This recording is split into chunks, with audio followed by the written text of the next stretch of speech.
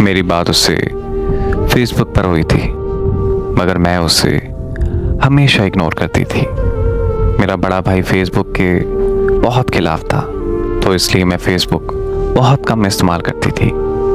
उसने मुझे बहुत फोर्स किया कि मेरी दोस्त बन जाओ, सिर्फ दोस्त, इससे आगे कुछ नहीं। मैं उससे बहुत कम बात करती थी, पर उसका इतना अच्छे से मेरे साथ पेश आना मुझे बहुत मुतासिर करता। फिर बात गहरी दोस्ती पर पहुंच गई। मैं लड़की होकर भी सब कुछ सच बोलती, मगर उसने कभी सच बोला ही नहीं था। इतनी इज्जत कोई मर्द किसी औरत को नहीं दे सकता जितनी इज्जत उस लड़के ने मुझे दी। हमारी बात होते होते फेसबुक से व्हाट्सएप पर पहुंच गई। हमारी दोस्ती इतनी गहरी हो गई कि हमारा एक दूसरे के बिना 1 मिनट भी गुजारा नहीं होता था। मेरी कज़न भी हमारे बारे में सब कुछ जानती थी। वो इंग्लैंड में रहता था, टाइम का वहाँ बहुत फ़र्क था। वो अपने बिस्तर से बाद में उठता था, पहले मुझे मैसेज करता था, फिर नाश्ता बनाते बनाते काम पे जाते हुए भी बात करना, क्योंकि काम के दौरान कॉल पर बात करना उसके लिए बहुत मुश्किल होता था। फिर रमज़ान आ गया। उसने मुझे कहना कि नमाज पढ़ा करो, रोज़ा रखा करो। मुझे तो काम की वजह से टाइम नहीं मिलता। मुझे उसकी ये बातें उसका दीवाना बना गई थी। जब जुम्मे का दिन आता तो उसने मुझे कहना कि चलो शाबाश उठो, जल्दी से जुम्मे की नमाज पढ़ के मुझे मैसेज करो। उसे मेरी आंखें बहुत पसंद थीं। वो हमेशा मेरी आंखों की तारीफ़ करता रहता था। माह रमज़ान गुजरा तो ईद आई, और ईद के रोज़ उसने मुझे थोड़ी सी लेट कॉल की। कहता कि नमाज पढ़ी, फिर दोस्त नाराज़ थे तो उनके पास चला गया। पहले तो मैं बहुत नाराज़ हुई उससे, लेकिन फिर ईद का दिन था तो इस वजह से मैं जल्दी मान गई। मेरा और उसका साथ बहुत अच्छा गुजर रहा था। मैं जब भी नाराज़ हुआ करती थी तो अपना नेट ऑफ कर दिया करती थी। अक्सर वो मुझे कहता था कि तुम नाराज़ हो जाती हो, अगर मैं मर गया तो तुम्हें कैसे पता चलेगा। तो मैं उसे कहती थी कि कोई किसी के लिए नहीं मरता। फिर उस सब के बाद मैंने उसे कहा कि छोड़ दो मुझे बेनाम रिश्ते नहीं पसंद। फिर उसने कहा कि मुझे मोहब्बत है तुमसे। फिर वो साथ ही मुझे कहने लगा कि तुम लोग आउट ऑफ कॉस्ट शादी करते हो।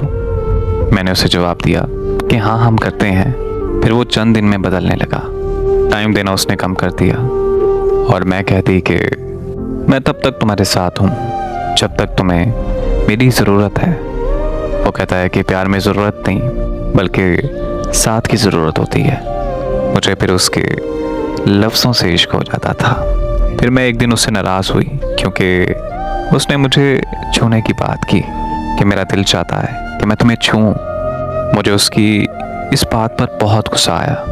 पहली दफ़ा था कि किसी ने ऐसी बात की मुझसे। मैं उससे बहुत नाराज़ हो गई और मैंने सुबह से रात तक अपना नेट ऑफ कर दिया।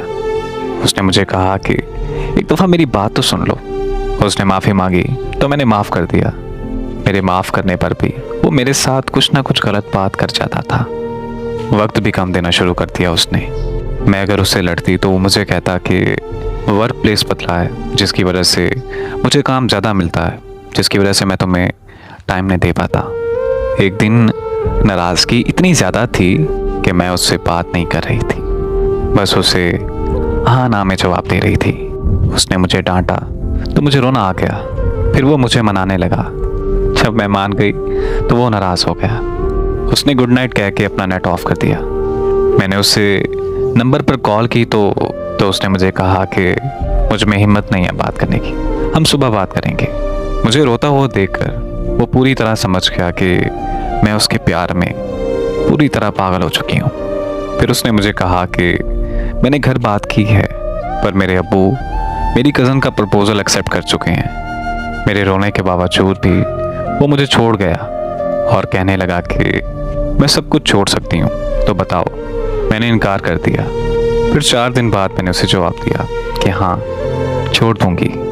उसने उसी वक्त घर से निकलने का कहा और उसने मेरे से एक सवाल किया कि हम घर वालों को दुख देकर खुश रह सकते हैं। तो वो बहाने बनाने लगा, कहने लगा कि 4 दिन बाद मेरा निकाह है और मेरी लाख मिन्नतों तरलों के बावजूद भी वो लड़का मुझे छोड़ गया। मैंने उसके भाई को देखा हुआ था। मैंने उसके साथ इंस्टा पर राब्ता किया। उसके भाई ने जो बताया वो बिल्कुल उसके बरअक्स था जो वो मुझे बता रहा था कि मेरा 4 दिन बाद निकाह है। उसके भाई ने मुझे बताया कि ऐसी तो कोई बात घर में नहीं हुई और ना ही मेरे भाई का निकाह हो रहा है। जब मैंने उससे राब्ता किया तो मैंने उसे बताया कि मैंने तुम्हारे छोटे भाई से बात की तो उसने तो मुझे बताया कि तुम्हारा कोई निकाह नहीं हो रहा और ना ही तुम्हारे निकाह की बात घर में हुई है। जब मैंने उसे ये सब बताया तो वो साफ मुकर गया और उसने मुझे बुरा भला कहा, मुझे गालियाँ दी और ये सब करने के बाद उसने मुझे ब्लॉक कर दिया। उसकी आईडी भी मेरे पास लॉगिन थी, हत्ता कि उसने वॉइस मैसेज पर भी बात की थी। फिर भी मैंने उससे कहा कि मैं तुम्हें माफ़ करने को तैयार हूँ, मगर वो नहीं माना। उसने अपने दिल पर पत्थर रख लिया था। उसे मेरे रोने पर भी तरस नहीं आ रहा था। मैं उसके आगे रो रो कर भीख मांगती रही पर वो नहीं माना। मैंने उससे एक फेक आईडी बनाकर बात की और उससे सच उगलवाने के लिए मैंने सारी बात झूठ बोली और फिर जब पूछा तो कहने लगा, अगर अब तुमने मेरे किसी भी रिश्तेदार से राब्ता किया तो मैं ये भूल जाऊंगा कि मेरा तुम्हारे साथ रिश्ता क्या था और तुम्हारी जितनी भी तस्वीर हैं वो सारी मैं फेसबुक पर अपलोड कर दूंगा। उसने गुस्से से बोला, क्यों मेरे रिश्तेदारों के सामने, मेरे जानने वालों के सामने मेरी सारी इज्जत खराब कर रही हो। हालांकि उसका वादा ये था, इस जहान तो क्या मैं अगले जहान भी हमेशा तुम्हारा रहूंगा। मगर उसे मेरी हालत पर बिल्कुल तरस नहीं आया। उसने दूसरी बार मुझे गालियां दी, मुझे बुरा भला कहा, मुझे बद किरदार कहा और ये सब कहने के बाद मुझे हर जगह से ब्लॉक कर दिया और यूं ही मुझे लावारिसों की तरह मरने के लिए छोड़ दिया। आज मैं 22 साल की उम्र में एक ब्लड प्रेशर की मरीज़ा बन चुकी हूँ। अचानक से बेहोश हो जाती हूँ। उसे मेरी हालत का पता भी है कि मैं आज किस तकलीफ़ से गुजर रही हूँ, मगर फिर भी उसने आज तक मुझे मुड़कर नहीं पूछा और आज वो किसी और के साथ राब्ते में है। मैंने उसके दूसरे नंबर पर मैसेज किया तो उसने मुझे पहचानने से साफ इनकार कर दिया और तो और उसने अपने गांव का भी नाम सही नहीं बताया था। आज मैं जिस तकलीफ़ से गुजर रही हूँ ये मैं जानती हूँ या मेरा रब जानता है। बस अब मैं इंतज़ार में हूँ कि मेरे अल्लाह ने मकाफ़ात अमल भी ऐसे ही लोगों के लिए बनाया है।